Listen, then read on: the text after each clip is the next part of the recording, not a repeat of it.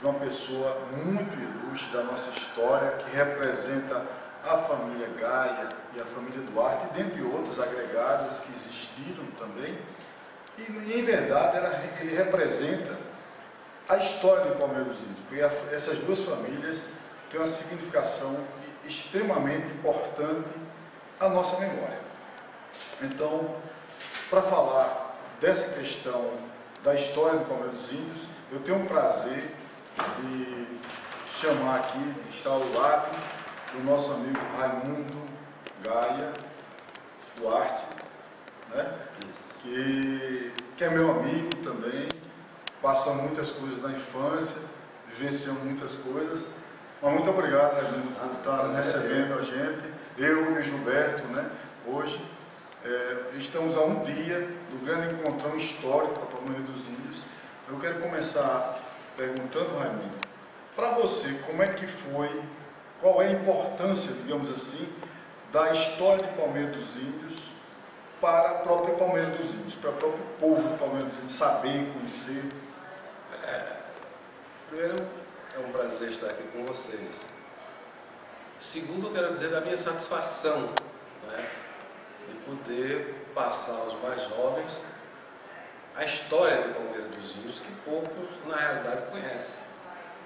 Né? A Palmeirada, ela permitiu a essa nova geração, né, não só a escrever a história de Palmeira através de pesquisa, como também de imagens através de fotografia.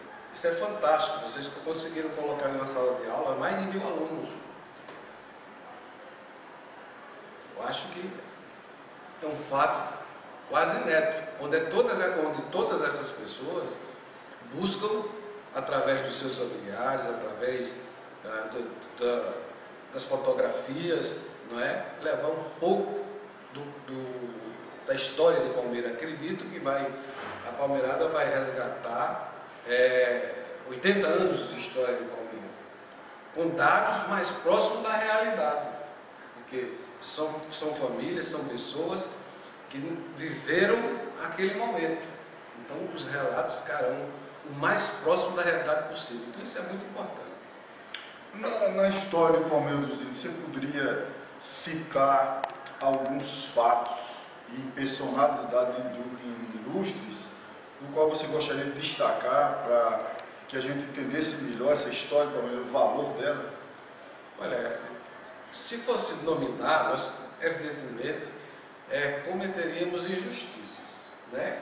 Em cada segmento teve uma pessoa importante em Palmeira dos Índios. No segmento político tivemos vários, vem desde Medeiros Neto, Minerva do Betel, Zé Araújo, J. Duarte, Helenildo Ribeiro, enfim, uma gama de pessoas que politicamente contribuíram para que Palmeira se desenvolvesse, né? Na parte cultural, que Palmeira sempre foi muito rica nesse campo cultural. Para que você tenha uma ideia, a minha juventude, nós construímos teatro em Palmeira, construímos mesmo. Em que ano mais ou menos? Na década de 70. Ali onde o antigo São Luís, ali era o cinema fechou, e nós negociamos com o seu Luiz Barbosa e construímos um teatro ali. Nosso grupo era o GETAP, Grupo de Teatro Amador de Palmeira dos Índios. Isso é importante para a história, né? GETAP, Grupo de Teatro Amador de Palmeira dos Índios. Participava o Daniel, Lula Barros, Carlos Alberto Alves de Melo, Lucila Ferro e tantos outros palmeirenses. Você chegou a conviver nessa parte com o Jofre Soares? O meu contato com o Jofre é mais familiar, ainda somos parentes, não é? Mas, por exemplo, antes da gente já teve outro grupo, que era Luiz Torres, J. Duarte, Kizali, Jofre. Qual era o nome desse grupo? Isso não lembro. Por exemplo, meu pai conheceu minha mãe numa apresentação de uma peça em Santana. Olha aí, primeiro, né? Exato. Eles foram apresentar essa peça em Santana, onde ele teve a oportunidade de conhecer minha mãe, e daí surgiu esse relacionamento que dura 65 anos. É uma vida. Muito então, quando quando você não ouvia falar muito em Tel Brandão, né, dessa parte do folclore, aí tinha o Gilberto, Neguinho Gilberto, como ele era mais conhecido carinhosamente em Palmeira, que desenvolvia no Colégio Estadual, no Colégio de Juventude de Palmeira, um trabalho fantástico nesse campo. Como é o nome dele mesmo? Gilberto. Gilberto, carinhosamente chamada de Neguinho Gilberto. Neguinho Gilberto. Então, ele que desenvolveu em que lugar ali no Palmeiras dos Índios? No Aeroclube e no Colégio Estadual Humberto Mendes. Que tipo de fogueiros, de folclore ele vários, apresentações fantásticas. Ele é um rapaz desse campo aí, muito interessante. Você sabe dizer se ele é vivo? Não, infelizmente não. Quem é o parente dele? Você conhece? Assim? Não. O Gilberto ele era um sujeito de uma família muito pequena e não me recordo dos pais de Gilberto, mãe, de irmãos. Ele vivia muito isolado. Vamos falar do grande J. Duarte. Podemos? Podemos, apesar de ser suspeito. Mas é ser suspeito também, que é importante, porque são vertentes importantes da vida. J. Duarte foi uma figura fantástica para o Palmeiras dos Índios, foi até amigo de meu pai, né? Meu pai gostava muito dele, mas o importante é que é o impacto da figura de J. Duarte na história política, social, econômica da cidade de Palmeiras dos Índios. Então, para você, quem foi significativamente J. Duarte? Olha, quem foi ele? As pessoas, quando olham para J. Duarte, olham mais para aquele trabalho administrativo, assim, construção do Jardim Brasil, João 23, uma série de obras feitas em Palmeira. Mas para mim a grande obra que meu pai realizou em Palmeira e que não aparece aos olhos das pessoas foi a pacificação da cidade. Meu pai, quando foi prefeito de Palmeira, não era muita violência. Palmeira, você não saía à noite, você andava apavorado, os políticos viviam brigando uns com os outros, entendeu? E meu pai era um sujeito que andava desarmado, meu pai era muito religioso, era religioso, né? E com isso, com esse jeitão dele, pacificador, ele conseguiu acabar com isso. E graças a Deus, os prefeitos que o sucederam também deram oportunidade a isso. Isso não só foi uma obra de um homem só, né? Ele pegou o período conturbado, soube se sair, né? E os que vieram, sucederam, permaneceram com essa mesma linha. Foi Minerva, foi Enéas, né? Quer dizer que você consideraria ele um pacificador do Palmeiras dos Índios? Essa é a minha grande visão. Como também um homem que fez um trabalho fantástico. Nós tínhamos um carnaval em Palmeiras que... Eu gostava. Também, né? A Praça da Independência, ali era o nosso clube, né? Era o clube da sociedade de Palmeiras. Eu não sei se você participava, Major, eu não sei se Gilberto participava também, acho que porque devido à idade, mas a gente saía na rua, tinha uns blocos, né? E todo mundo saía nas ruas tocando, a gente cantava e tocava mesmo. Eu mesmo cantava horrível, né? Mas eu estava lá, curtindo lá. Mas é interessante, as pessoas abriam as portas, a gente entrava, o bloco todinho, entrava na casa da pessoa, sem violência nenhuma, sem bagunça nenhuma, só diversão.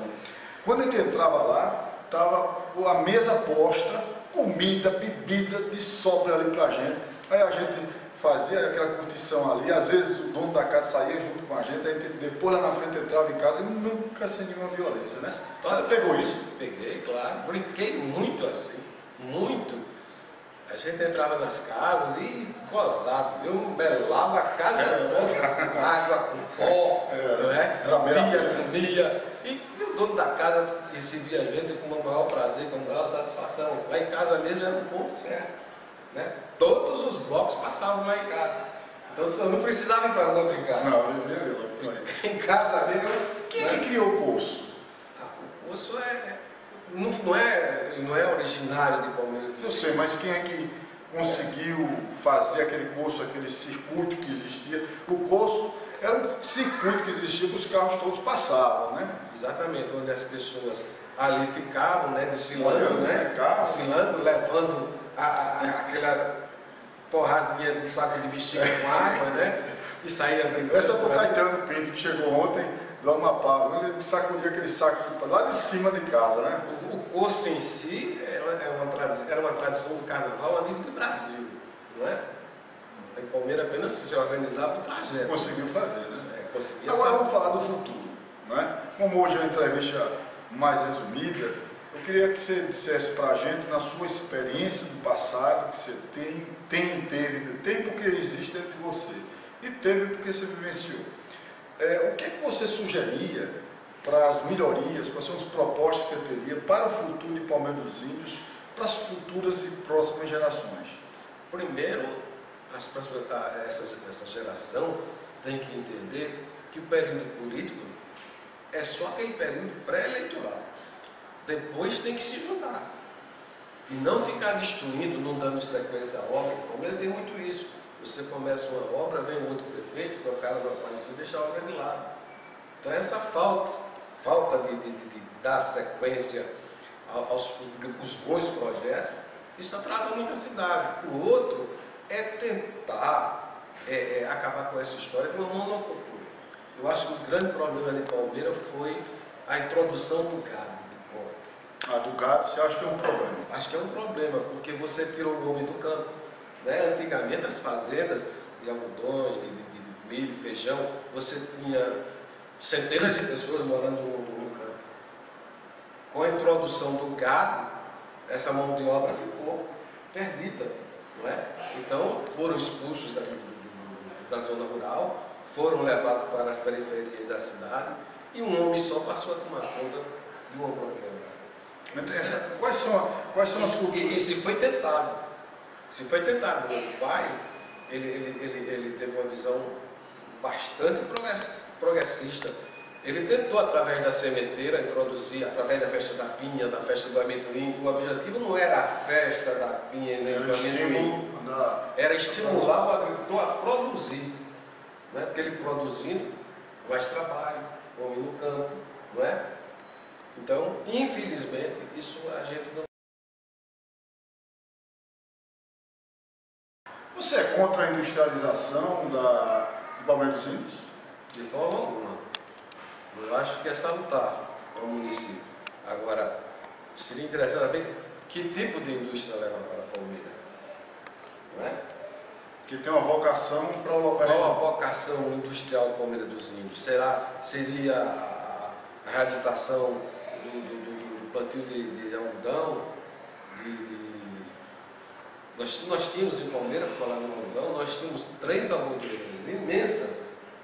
Eram filas e filas de carros para levar algodão do Palmeira. Infelizmente isso acabou. Palmeira era vocacionada para esse campo industrial. Agora me parece que existe um movimento lá ligado a essa parte de costura, de fabricação de roupa. Também é interessante. Né? Só que você vai se conflitar com o polo de Pernambuco, que é muito próximo.